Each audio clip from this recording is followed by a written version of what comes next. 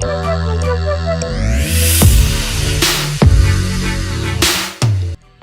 everyone, this is Ashna and I'm all about just international student problems. So, like for real, we already had 99 problems and the pandemic is yet another one. So, let me get this straight.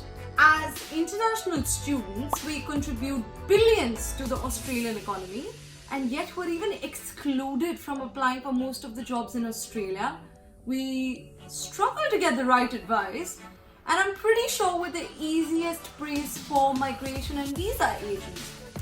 And yet our home countries continue to promote education in Australia.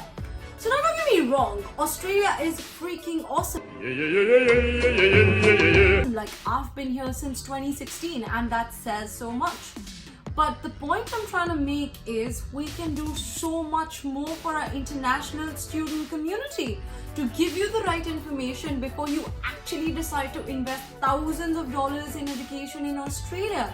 And while you're here, again, try to connect you with the right people, give you the right information and not the crap everyone keeps selling you for their own monetary benefit. So, as far as I remember, I know I considered myself a smart student until a counselor working in a dingy office in a very shady building in Delhi sold Australia to me by telling me the following. I was entitled to 100% scholarship, so my dad wouldn't have to shed a penny on my education. Part-time jobs were plenty, and I'd probably get one of those so easily. So I'd probably be making thousands of dollars before I even pestered my dad for more money. And lastly, she told me that student accommodation is so cheap, Ashna. Needless to say, none of these things were true. You sit on a throne of lies. So I'm quite tired of letting people like her and many more counselors like herself construct false dreams for people like us. Legal promise! So I'm requesting all of you to let my account of Australia be a part of your research. And for my comrades who are already in Australia, man, do I have tips for you to thrive and grow in Australia and smash your goals. So some of the things that I plan on doing for you guys are pretty much the following. Provide you with a raw insight on the ground reality of Australia and not the crap everyone keeps selling you time and again. I'm sorry for the realness.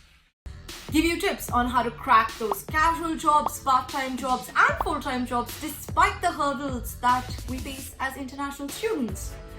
Connect you with the people in the industry, and I'm not talking about matchmaking. Answer some of your questions, not if they're one of these. Pester some of the best people in the industry to talk about international students and pretty much shift the focus of the conversation to us. So one of the first videos that I plan on bringing for you guys is a conversation that I had with the founder of Oz Bargain on how startups can do better at employing international students like ourselves, because pretty much more than half of the companies have decided to exclude us from applying altogether by the banner of only PR and citizens allowed. So, and for those of you who do not know what Oz Bargain is, man, it's a crazy awesome website that pretty much lets you browse for promotions, discounts, all kind of coupon codes. Say what? Basically everything that us international students sign for. So here's what Scott had to say.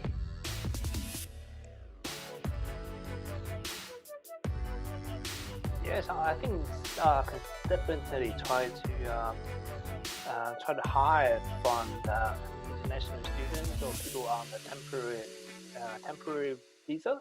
So I have actually hired multiple people with a temp graduate visa over the years, mostly just transition job for friends who have recently graduated from university here.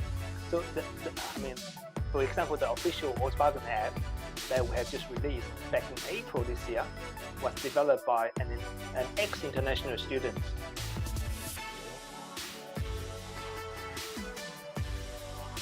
I think sometimes it's a benefit for the company that they know that the student is going to stay for that long, because a lot of times, especially in the tech companies, having 2 years is actually not a short time at all.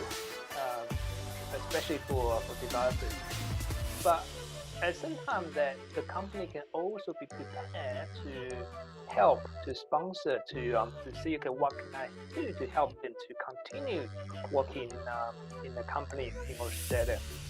So one of my main insights from this conversation that I had with Scott was that, hey, startups do not actually look at international students as a liability and are trying really hard to leverage our talent.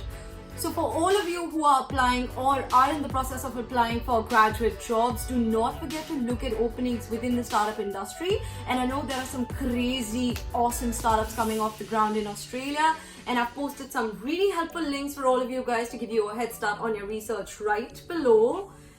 And like every other YouTuber, I'm gonna tell you to like, share and subscribe, please. And if you have any suggestions on the kind of videos that I can make, because I'm pretty sure you're facing a whole new set of struggles with COVID-19, do let me know, like getting casual jobs when industries like hospitality have shut down, getting full-time job when already the landscape was hard enough for us to navigate, applying for visas, anything basically you guys think that you guys need help on. I'm happy to take all of those suggestions for my new videos. So last time, please like, share and subscribe, and I'll see you later, guys. You know what? Bye-bye. So I said,